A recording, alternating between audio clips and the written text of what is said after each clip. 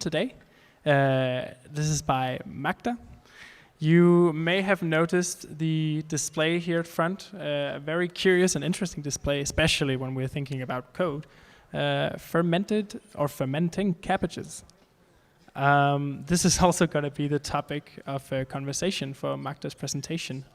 Magda is a curator and professor at Aarhus University, and personally she has been my lecturer for our software studies course. And I'd like to welcome her, and also just note that I have been curious about these fermenting cabbages all day, and well, ever since we started planning this actually. So welcome, please welcome Magda then. So first of all, I wanted to, can you hear me? I mean, I can hear myself very well, so. First of all, I wanted to thank the whole PCD community today for organizing this event. It's been amazing, and I think they all deserve a round of applause, because it was, it's a great pleasure to be here and to also to present this project to you, which is actually a very new project of mine. And I wanted to thank Anders and Winnie especially for inviting me and actually making me do it. So, my talk today is called as you can see, Fermenting Data. And it has a long subtitle as well. It's sampling and other experiments with microbes, plants, and culture machines. So this is a bit of a mouthful, and I have another one. It could be also Fermenting Data, developing a feminist data set. And I also have another one. I need shelves for my data. So here are shelves for my data, and this is my data. I'm a curator and researcher, and also I teach at university, and I think most of you know me from that kind of part of my life.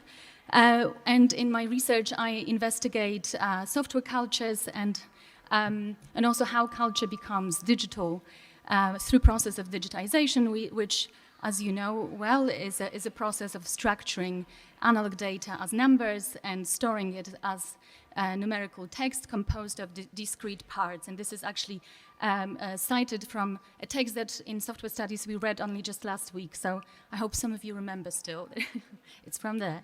And also I'm interested in processes of datafication, which are very similar. It's a similar process. Except here we are talking about things, people, and interactions between them that are turned into data for the purpose of statistics, or more recently for the purpose of monetizing that data. Too early. Yeah. But I have also been part of artistic groups in Great Britain, where I lived for many years. One of them was Art in Hidden Places, and another was Independent School of Art, where we engaged in creating and putting art projects in public places of a small town called Falmouth. And we also started a independent school of art, which was outside of Art Academy and outside of Art University. So really, it was something that we've done, trying to kind of counter ourselves, I guess, because we were all at the same time teaching in art schools. So it was just something to keep us maybe more balanced. But I also come from the culture that ferments a lot.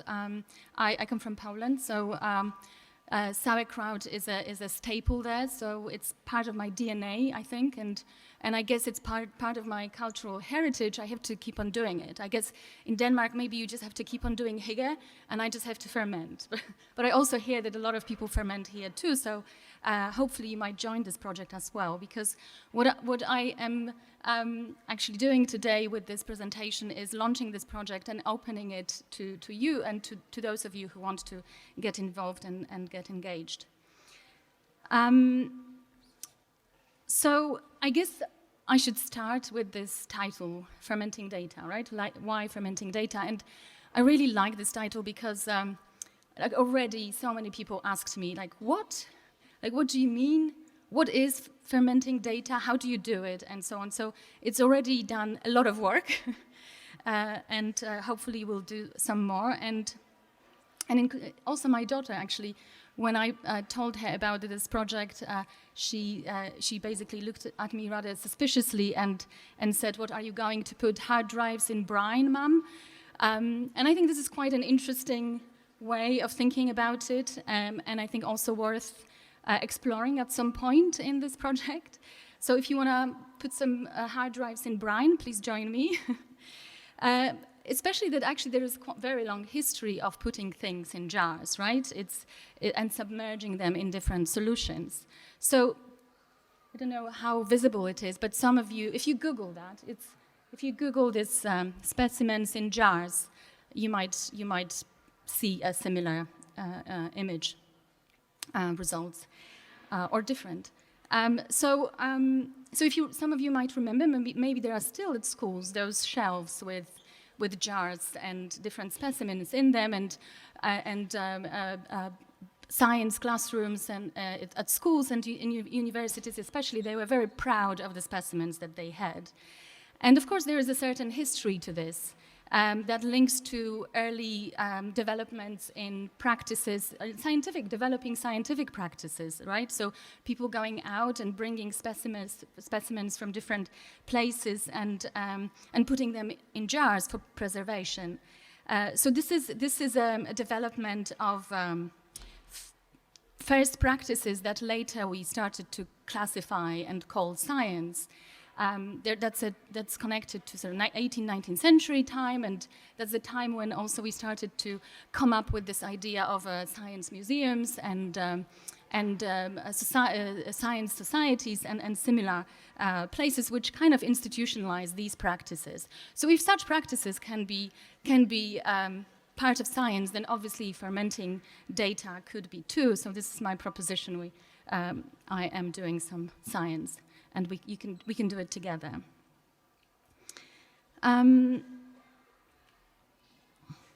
But for the time being, I'm just putting cabbages in those jars, and in order for this process of fermentation to occur. So I'm also, as well as that, I'm also engaging in practice of cataloging and classifying, labeling, making, fermenting, documenting, exchange, mapping, curating, preserving, eating, sharing. So these are all these different parts that are part of this process.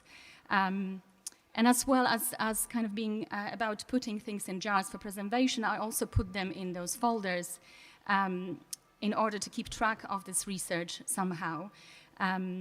And so it is also, as you can see, a kind of curatorial project as well as research project that thinks about display and data visualizations, and these, I guess, are two different examples of how that data is visualized. But it's also invested in collaboration, and collaboration here with, at the moment, it's microbes and plants and digital tools, and also machines, and of course jars are part of that. So it's kind of project that really is for me a way to open up lots of things. You know, I really don't know where I'm gonna, when we're gonna end with this, or maybe we're not gonna end. So perhaps I should start with explaining what fermentation is, and I think fermentation is quite familiar to you. Maybe some of you, anyone who's fermenting things? Few. Who wants to ferment things? Join me. It's going to start a fermentation revolution. I mean, it's been started because obviously these practices recently have really kind of sprouted. So yes, so fermentation. So these are, again, this is a Google search. Images, and this is the bacteria that are involved in the process of fermentation, and they are lactobacillus, and this is a particular kind of bacteria that is able to turn carbohydrates into lactic acid, and it doesn't need oxygen to do that. That's why if you put things in the jars and there is too much oxygen, things start to grow on it, and it's not very good to eat. Actually, I have two specimens that are not good to eat. What I prepared earlier.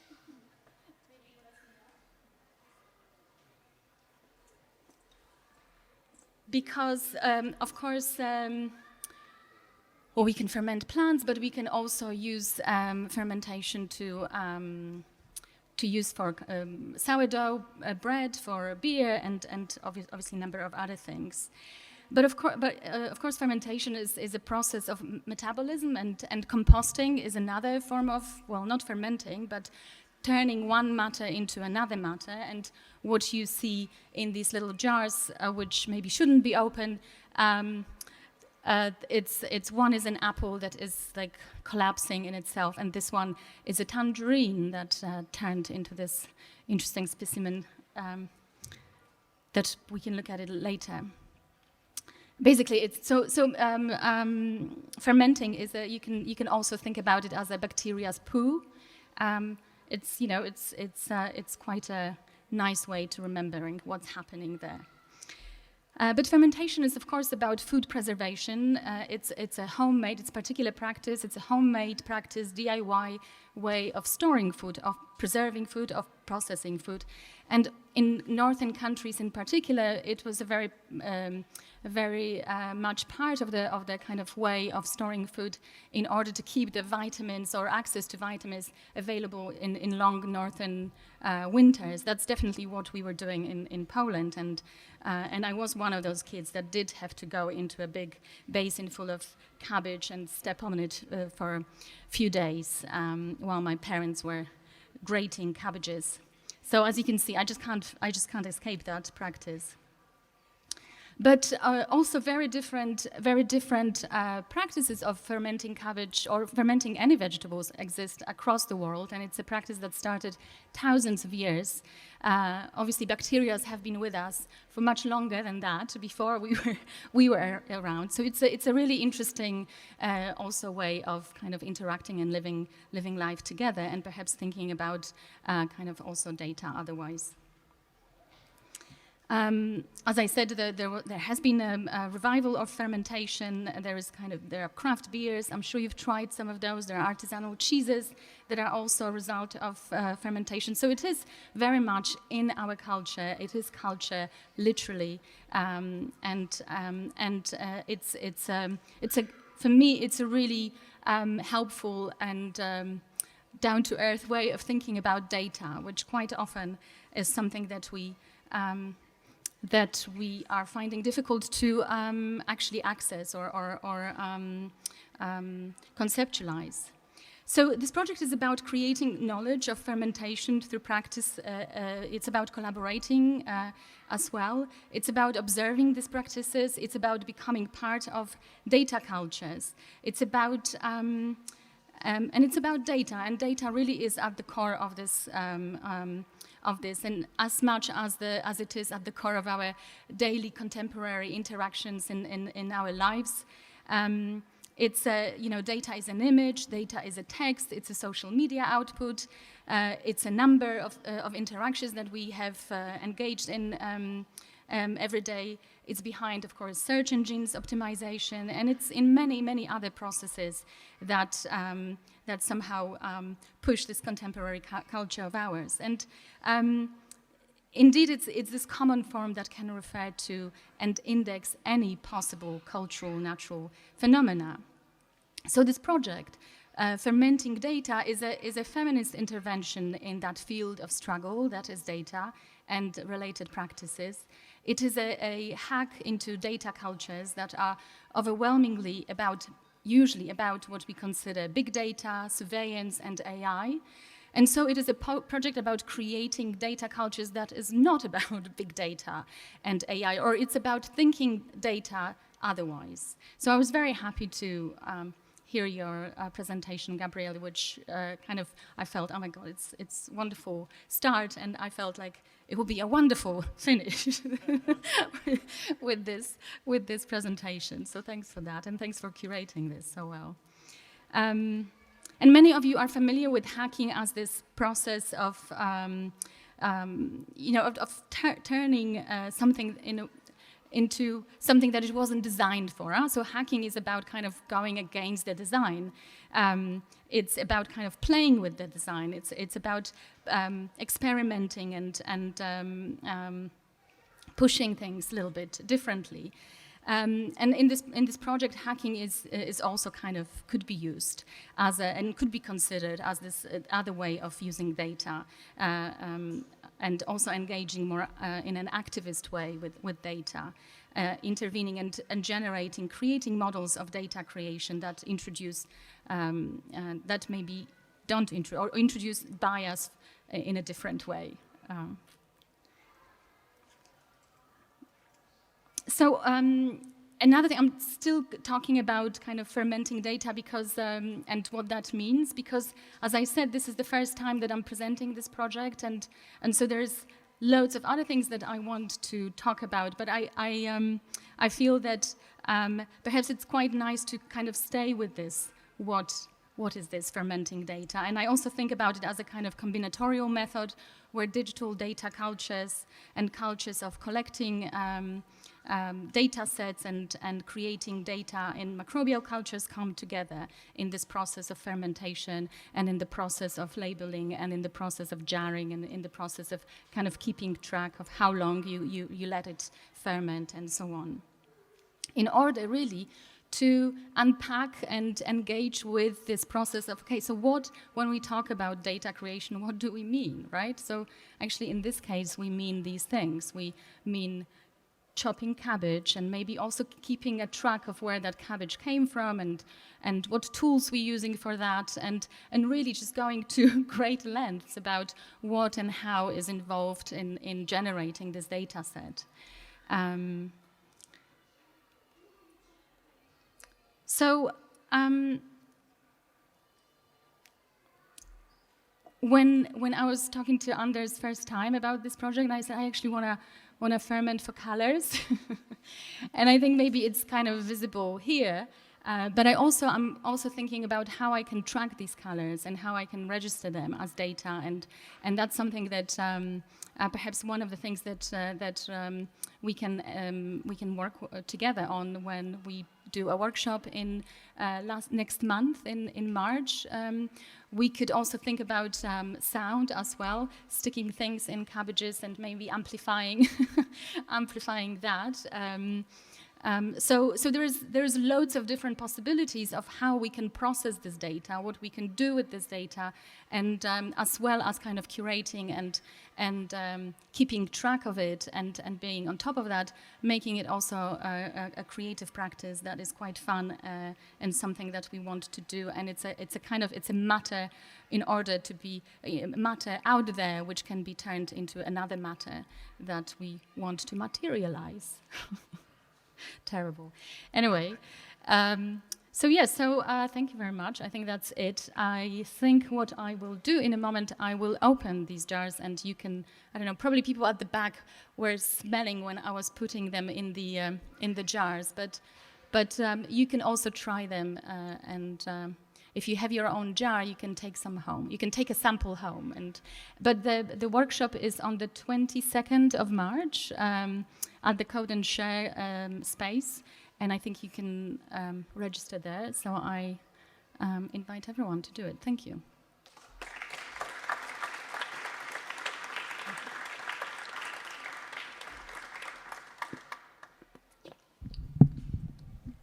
Thank you so much, Magda. I think we may have time for one question. There's a workshop coming up, but I think we're extending that by just 5 minutes, so 20 minutes past 2 instead of 15. Does anyone here have a question for Magda?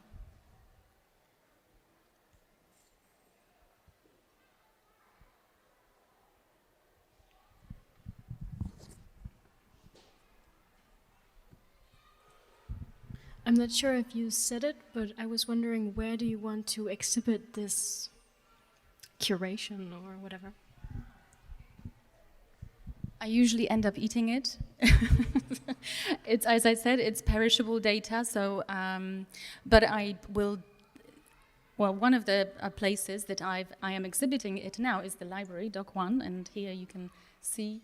But it's part. They are not that. I mean, if we leave it for 1,000 years, I'm sure if someone is around in that time, they might open it and it might be quite excited about what happened 1,000 years before, you know.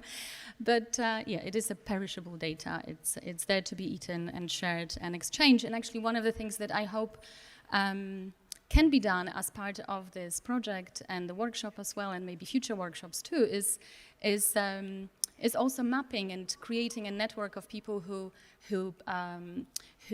make ferments, and maybe we can sort of put out the information. I've got all these cabbages to ferment, come and help, or I have fermented so many cabbages and can share them with you. So it's like sharing code, I guess, sharing cabbages, why not? For more information on the workshop, check these pamphlets. There's information about the website where you can also check up for future events. Next up being Magda's workshop. But thank you so much for your presentation, Magda. And